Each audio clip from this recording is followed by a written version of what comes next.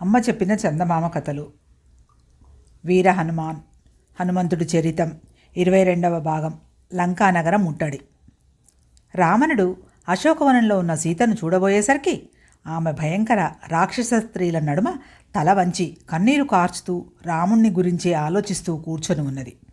ఎంతో మంచి శుభవార్త తెచ్చిన వాడిలాగా అభినయిస్తూ రావణుడు ఉత్సాహంగా సీతతో, అయిపోయింది, నీ రాముడు యుద్ధంలో చచ్చిపోయాడు. ఇక నువ్వు నా భార్యవు కావటానికి ఎలాంటి అడ్డంకి లేదు. నా భార్యలందరి మీద నిన్ను పెద్ద భార్యను చేస్తాను. రాముడు ఎలా చచ్చాడో చెబుతాను విను.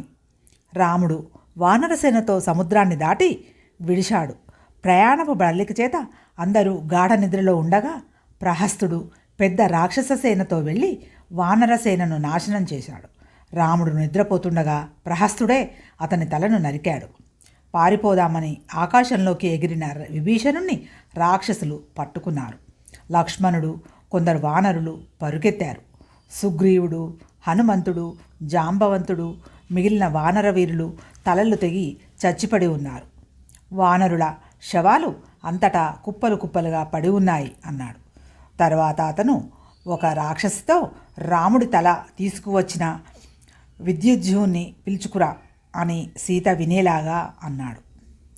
విద్యుజ్జువుడు రాముడి తలను, విల్లును తీసుకువచ్చి రావణుడికి నమస్కరించి నిలబడ్డాడు. రావణుడు వాడితో, ఆ రాముడి తల సీత ముందు ఉంచు. ఈ నిర్భాగ్యురాలు తన భర్త గతి చివరకు ఎలాగైందో చూసుకొని అన్నాడు. విద్యుజ్జువుడు రాముడి తలను సీత ముందు పెట్టి అవతలికి వెళ్ళాడు. వాడి చేతి నుంచి రావణుడు విల్లు తీసుకొని సీతతో, ప్రహస్తుడు నిద్రపోతున్న రాముడి తల నరికిన అనంతరం ఈ విల్లు ఇక్కడికి తెచ్చాడు. ఇక నీకు నేను తప్ప గతి లేదు అన్నాడు. సీత ఆ రాముడి తలను పరీక్షగా చూసి కళ్ళు, తల, వెంట్రుకలు తల మీది చూడామని గుర్తుపట్టి గట్టిగా ఏడుస్తూ కైకను తిట్టిపోసింది. తర్వాత ఆమె స్పృహ తప్పి పడిపోయింది. తిరిగి స్పృహ రాగానే ఆమె రాముడి తల దగ్గరికి తీసుకొని అతని కోసం చాలాసేపు ఏడ్చింది. రాముడి చావు గురించి కౌసల్య లక్ష్మణుడి ద్వారా విని గుండె పగిలి చచ్చిపోతుంది. రాముడి వంశమంతా నాశనమైపోతుంది. ఇదంతా తన మూలాన జరుగుతుందని తెలియక రాముడు తనని పెళ్ళాడాడు. ఆమె రావణుడితో, నన్ను తీసుకుపోయి ఆ రాముడి మీద పడవేయి. భార్యాభర్తలను ఏకం చేసిన పుణ్యం కట్టుకో. నేను రాముడితో సహగమనం చేస్తాను అంటూ ఏడ్చింది. ఆమె అలా ఏడుస్తుండగా ఒక రాక్షసుడు వచ్చి రావణుడికి నమస్కరించి సేనాపతి అయిన ప్రహస్తుడు వచ్చి ఉన్నాడని చెప్పాడు. అతని వెంట మంత్రులందరూ ఉన్నారట. ఆ మాట వింటూనే రావణుడు బయలుదేరి తన మంత్రులను చూడబోయాడు. అతను అశోకవనం దాటగానే రాముడి తల, విల్లు అంతర్ధానమయ్యాయి. ఇంతలో విభీషణుడి భార్య అయిన సరమ సీత వద్దకు వచ్చింది. సరమ చాలా మంచిది. ఆమె సీత పట్ల చాలా స్నేహంగా ఉండేది. ఆమె సీతను ఊరడిస్తూ రావణుడి భయాన్ని కూడా లక్ష్యపెట్టకుండా చాటున ఉండి, నీకు రావణుడికి జరిగిన సంభాషణ అంతా విన్నాను. రావణుడు అకస్మాత్తుగా ఎందుకు వెళ్ళాడో తెలుసా? ఆ భేరీల మోత విన్నావా? సైనికులను సన్నద్ధం చేస్తున్నారు. యుద్ధానికి ఏనుగులను, గుర్రాలను సిద్ధం చేస్తున్నారు. రావణుడు రాముడితో యుద్ధానికి తయారవుతున్నాడు. రామలక్ష్మణులు రాక్షసులనందరినీ చంపి నీ కష్టాలు గట్టెక్కిస్తారు అన్నది. ఈ మాటలకు సీత ఆవేదన కొంత చల్లబడింది. సరమ సీతతో ఇంకా ఇలా చెప్పింది, నేను ఆకాశ మార్గాన రాముడి వద్దకు వెళ్ళి నువ్వు క్షేమంగా ఉన్నావని చెప్పి రావాలనుకుంటున్నాను. నేను ఆకాశంలో గరుత్మంతుడి కన్నా వేగంగా పోగలను తెలుసా?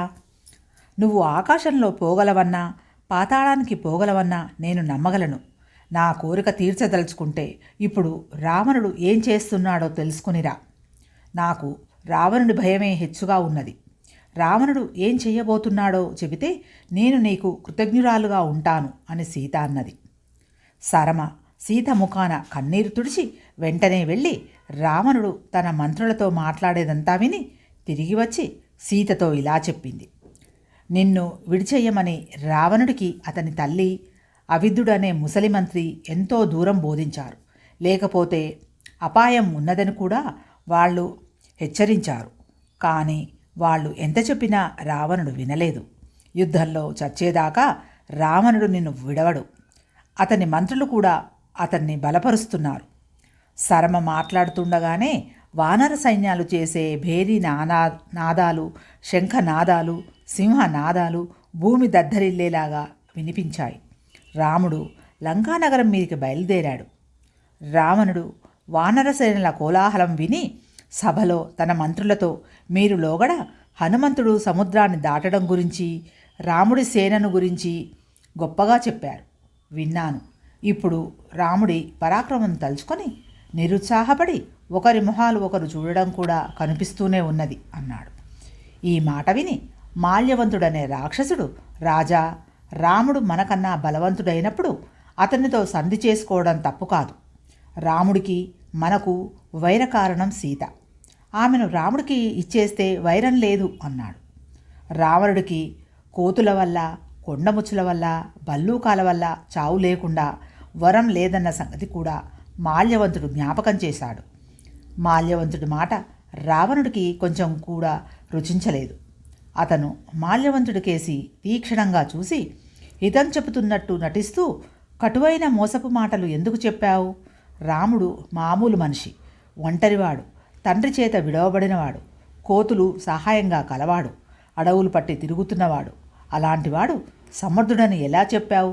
సమస్త రాక్షసులకు ప్రభువును, సమస్త దేవతలకు అడలగొట్టిన మహాపరాక్రమశాలిని నేను అతనికి ఎందుకు తీసిపోయాను? నీ జాతిలోనే మహావీరుడు ఉండటం సహించలేకనో, లేక శత్రుపక్షం పాతతోనో నువ్వు అలా మాట్లాడి ఉంటావు, కానీ మరో కారణం లేదు. నేను సీతను అరణ్యం నుంచి తెచ్చింది తిరిగి ఇచ్చేయటానికా? నే రాముడితో యుద్ధానికి భయపడటమా? రాముడు అంత బలవంతుడైతే నా తల తీయని, కానీ తల వంచడం నా స్వభావం కాదు అన్నాడు. రావణుడికి కోపం వచ్చిందని గ్రహించి మాల్యవంతుడు మౌనం వహించాడు. అతను విజయం కలగాలని రావణుని దీవించి వెళ్ళిపోయాక రావణుడు మంత్రులతో రక్షణ చర్యలు చర్చించాడు. లంకానగరు పడమటి ద్వారాన ఇంద్రజిత్తు, ఉత్తర ద్వారాన శుకసారణులు, మధ్యలో విరూపాక్షుడు రాక్షస సైనికులతో సహా ఉండేటట్టు నిర్ణయించి మంత్రుల చేత జయ జయ అనిపించుకుని రావణుడు అంతఃపురానికి వెళ్ళాడు. రాముడు వానర ప్రముఖులందరితో లంకానగరం చేరాక వారిలో వారు ఇలా అనుకున్నారు, ఇదిగో లంకానగరం, దీన్ని జయించడం దేవతలకు కూడా సాధ్యం కాదు. అందుచేత మనం ఇప్పుడు ఏం చెయ్యాలి? విభీషణుడు వారితో, నా మంత్రులు లంకకు పక్షుల రూపంలో వెళ్ళి అక్కడి ఏర్పాట్లన్నీ చూసి వచ్చారు. ప్రహస్తుడు సేనతో తూర్పు ద్వారాన్ని, మహోదర మహాపాశువులు దక్షిణ ద్వారాన్ని కాస్తున్నారు. ఇంద్రజిత్తు పశ్చిమ ద్వారాన్ని, విరూపాక్షుడు నగర మధ్యాన్ని కాస్తున్నారు అని చెప్పాడు.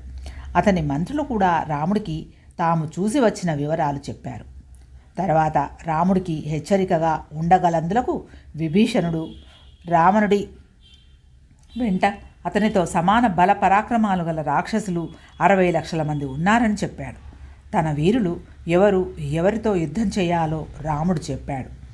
నలుడు తూర్పు ద్వారం వద్ద ఉన్న ప్రహస్తుడితోనూ, అంగదుడు దక్షిణ ద్వారం వద్ద ఉన్న మహాపార్శ్వ మహోదరులతోనూ, హనుమంతుడు పడమటి ద్వారం దగ్గర, ఉత్తర ద్వారం వద్ద ఉన్న రావణుడితో రాముడు యుద్ధం చేయాలి. అతని వెంట లక్ష్మణుడు కూడా ఉంటాడు. సుగ్రీవుడు, జాంబవంతుడు, విభీషణుడు మధ్యసేనతో యుద్ధం చేస్తారు. యుద్ధమప్పుడు వానరులు మనుష్య రూపాలు ధరించరాదు. అలా అయితే గాని ఎవరు మనవాళ్ళో తెలియదు. రామలక్ష్మణులు, హనుమంతుడు, సుగ్రీవుడు, నీలుడు, అంగదుడు, విభీషణుడు మాత్రమే మనుష్య రూపాలతో యుద్ధం చేస్తారు. ఇలా నిర్ణయించిన అనంతరం రాముడు లక్ష్మణుడితో సహా మహా అందమైన సువేల పర్వతం ఎక్కారు. అతని వెంట విభీషణుడు మొదలైన వాళ్ళు కూడా ఎక్కి ఆ రాత్రి అక్కడ గడప నిశ్చయించారు. సువేల పర్వత శిఖరం మీది నుంచి చూస్తే త్రికూట పర్వతం మీద నిర్మించిన లంకానగరం కనబడుతుంది. రాముడు మొదలైన వాళ్ళు లంకానగరాన్నే కాక అందులో ఉన్న రాక్షసులను కూడా చూశారు. వానరులు సింహనాదాలు చేశారు. ఇంతలో సూర్యుడు అస్తమించాడు. అందరూ ఆ రాత్రి సువేల పర్వత శిఖరం మీదనే గడిపారు. మర్నాడు తెల్లవారగానే వారికి లంకలోని వనాలు, ఉపవనాలు ఎంతో అందంగా కనిపించాయి. లంకకు అంతటికీ ఎత్తైనది రావణుడి ఇల్లు. దాని చుట్టూ ఎత్తైన చైత్య ప్రాసాదం ఉన్నది. అంతలో సుగ్రీవుడికి రావణుడు కనిపించాడు. సుగ్రీవుడు అతనితో, రావణుడా, నేను రాముడి స్నేహితుణ్ణి, బంటును, నేను నిన్ను విడిచిపెట్టను అన్నాడు.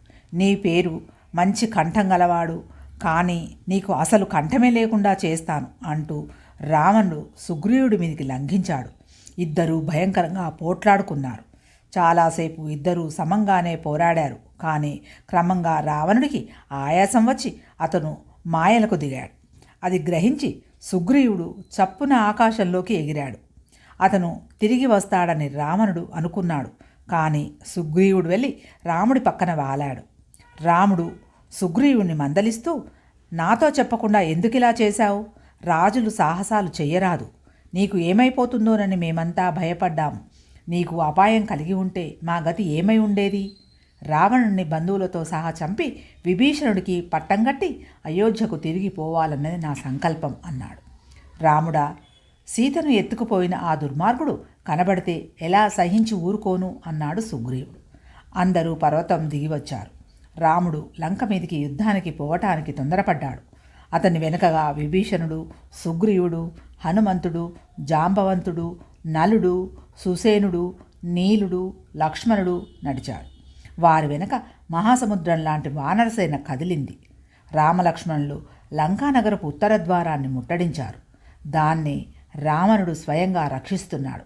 అక్కడ అంతులేని రాక్షస ఆయుధాలు, కవచాలు ఉన్నాయి. కథ సమాప్తం. మంచి కథల కోసం మా ఛానల్ను సబ్స్క్రైబ్ చేసుకోండి.